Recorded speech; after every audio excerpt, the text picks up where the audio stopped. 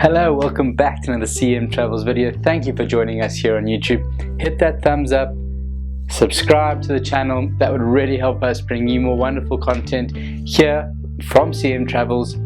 Today we're going to be doing a small comparison review of the Nikon VRED AFP Nikkor 70 to 300mm 4.5 to 5.6, as well as the Nikon AFS Nikkor 300 F4 PFED, this little pocket rocket fixed 300 versus your 70 to 300. Let's do a quick review. Enjoy!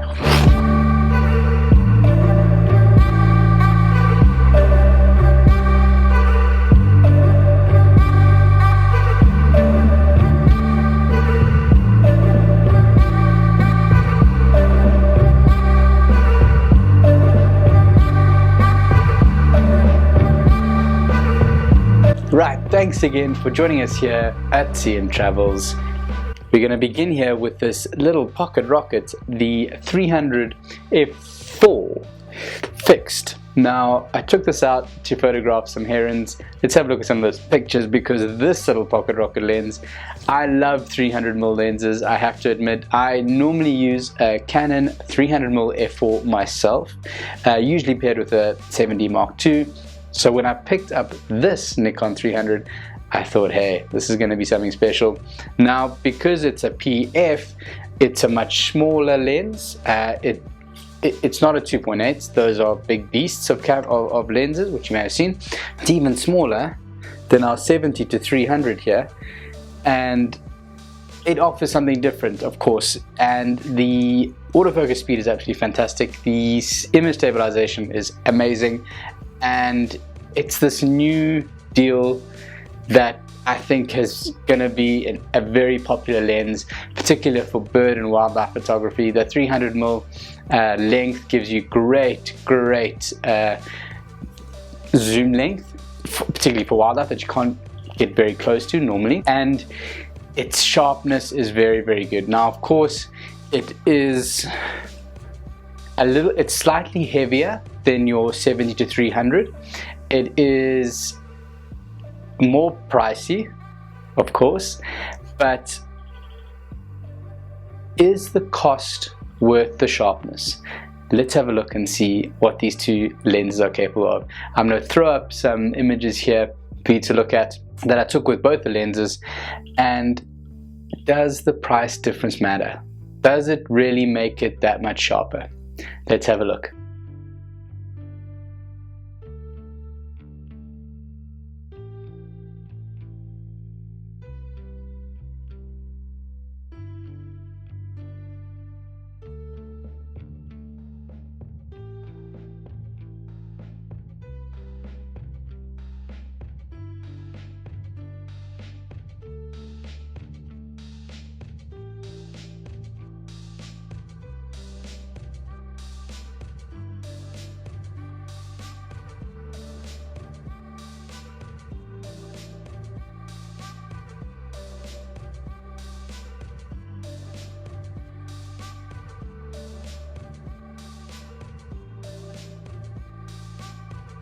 So I wanted to just quickly give you a little bit of a sound effect from the 70 to 300 and the 300 fixed. So I'm just going to focus on a few things here and perhaps you'll hear it.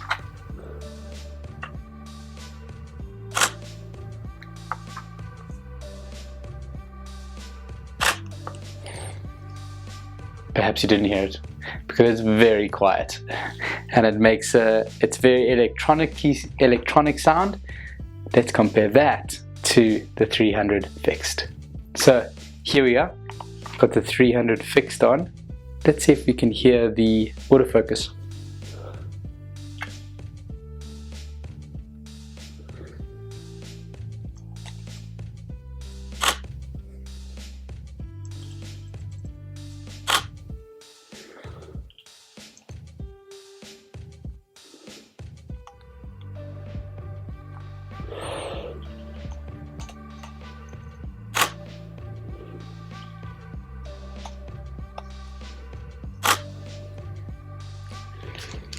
So it searches actually a little bit more for your autofocus point, and the 70 to 300 actually is much faster, which surprises me. But I had a similar situation with the Canon 300 fixed, and its 70 to 300 f4 to 5.6 equivalent in the Canon range.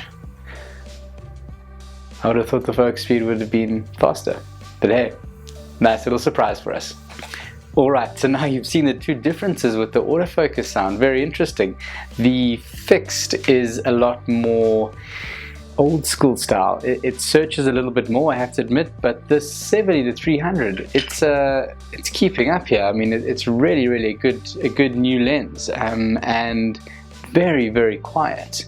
I'm not sure why there's an f4.5 to 5.6e. I'm not sure if that's because it's electronic or whatever that means, but basically it's very quiet. And in a wildlife setting or in a bird photography setting, that's not such a bad thing to have, that quietness in that autofocus system.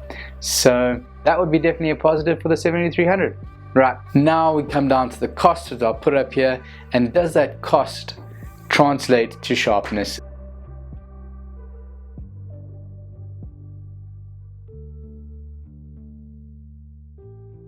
So there you have it. That is what the 70-300 and the 300 fixed are all about. We brought to you a fairly simple review about what I would look for, perhaps what you would look for when buying a lens like this. If you need the versatility of the 70-300, that's of course going to be your option. Price that you desire, that you think is worth spending on, let us know in the comments below.